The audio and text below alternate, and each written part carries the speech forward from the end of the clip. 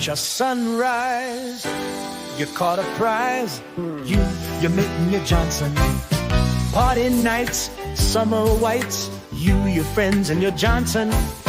Rooster tails, water trails, your kids and your Johnson. Saturday nights, distant lights, your girl and your Johnson. You and your Johnson, a way of life for over 50 years.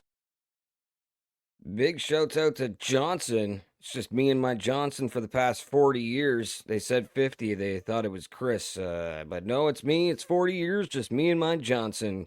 Just taking showers together and laying in bed together and watching movies together. Just me and my Johnson. Yeah. Thanks for the sponsorship. Welcome back to the Law Live Audio Wrestling, where we ask the question, what's a work? My name is Little Bradie Wedham. That is the notorious TID, also known as his real Christian given name, Chris Tidwell. Chris, TNA Wrestling, Impact Wrestling, Global Force, whatever you want to call it, it is selling Wolfie D tickets. Wait, no, actually, it's not selling tickets for Wolfie D. It's selling Wolf tickets. Yeah, in my opinion, it really is. Like, I don't know if you've noticed, since the whole thing with Scott D'Amore, and everybody kind of was going to be like, oh, what's going to happen with TNA after Scott D'Amore left or whatever. And there was a little bit of an uprising, and then everybody kind of settled down because management came in and like smoothed things over, it seemed like, for the longest time. And now it looks like there may be marching papers for a lot of people out of that place. It seems like you've got Josh Alexander, whose contract has come up.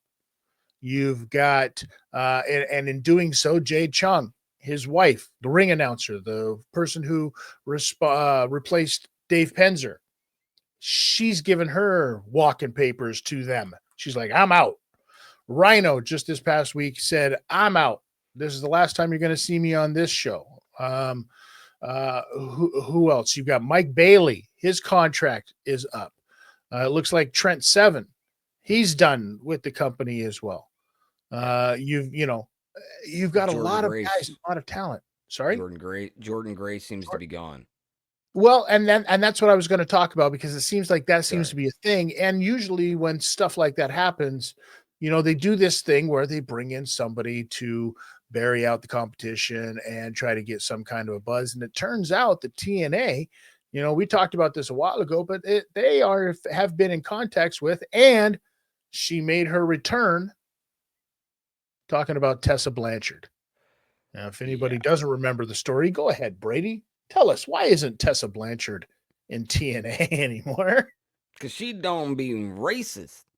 No, she, apparently there was some, I don't really know too much of the details because it's something that I don't really think about.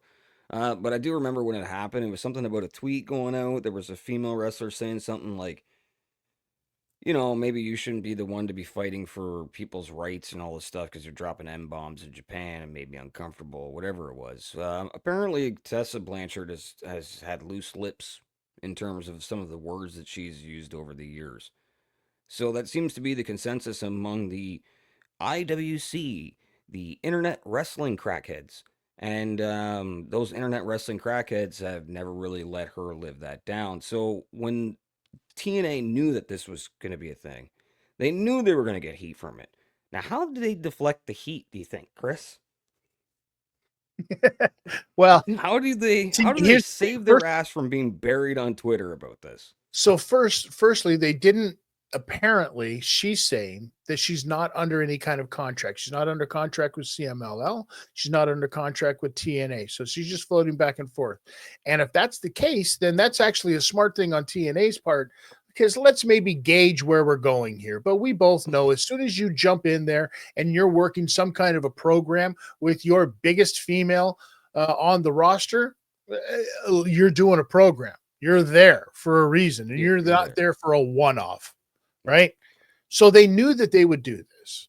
Now, if it was you, Bradie, I'd like to know what you would do. But if it was me, I know what I would do. If I was in the situation where I'm the booker, right, and I know that I'm going to be doing this and that it's going to catch all kinds of heat, I would come up with some kind of a way to take the heat off of that.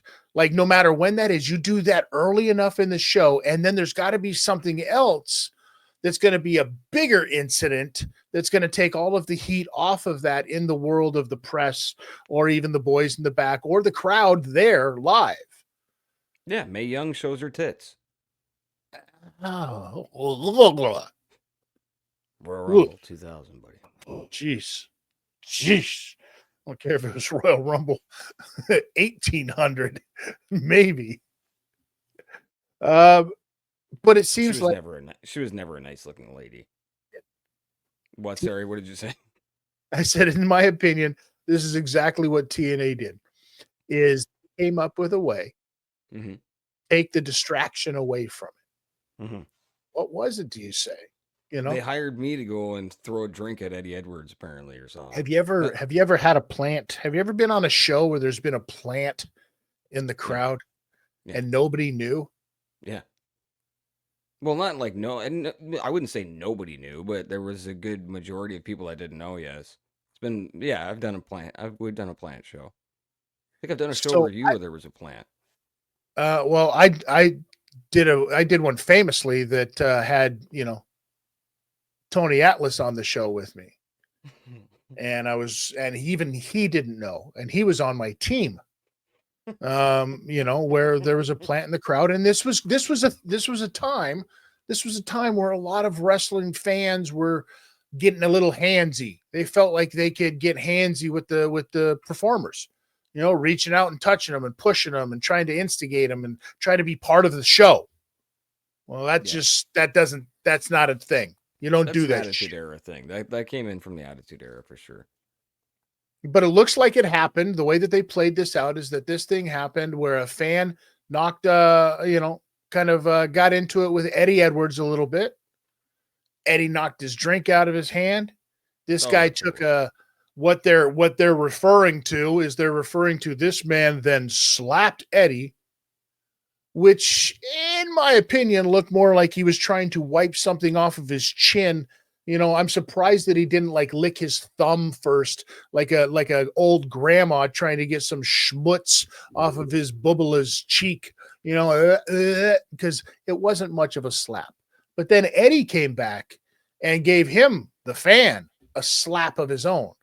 I don't think either of these guys are quitting their jobs and going and joining Dana White's, slap fighting league anytime soon. That's for damn sure. And then that seemed to be the end of it. But it turns out, Bradie, that fan has been turned into the police. There's an investigation going on now. Okay. The fuck are you investigating? Mm-hmm. It was all right there on camera next to the security who did nothing. So the guy who tackled Bret Hart at the Hall of Fame didn't get an investigation. And somehow this guy remember True TV when they did the ROH gimmick? There was some fucking reality show where it was they went to ROH and one of the fans attacked one of the wrestlers. Yeah, the fan was Ethan Page and Big Nelson. So it's been a work since. Jamie, we were just saying Wolfie D. Wolfie D used to do Jerry Springer. He did multiple episodes of it. We know people that have done multiple episodes of Jerry Springer and reality shows and all this stuff. It's all work. The fucking Iron Sheik did Jerry Springer like nobody was gonna recognize him. Yeah, it's a fucking okay.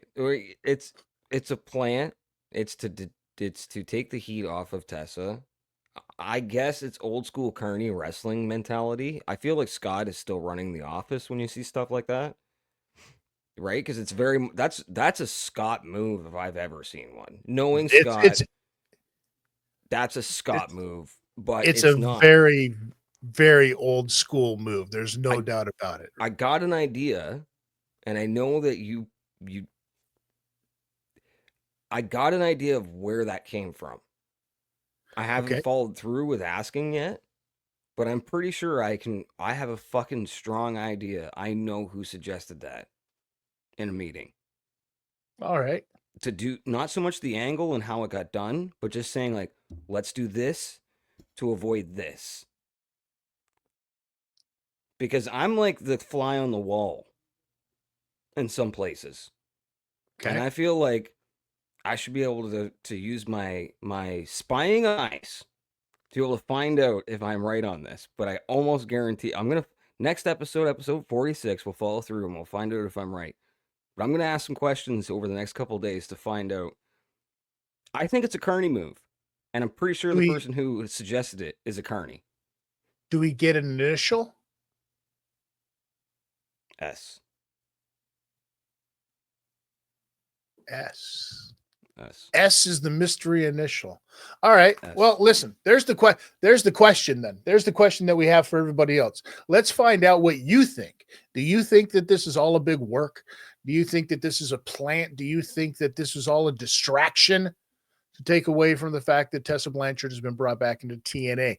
I would love to hear what you guys think about this. Leave your comments, leave all of your words, All and right. let's find out.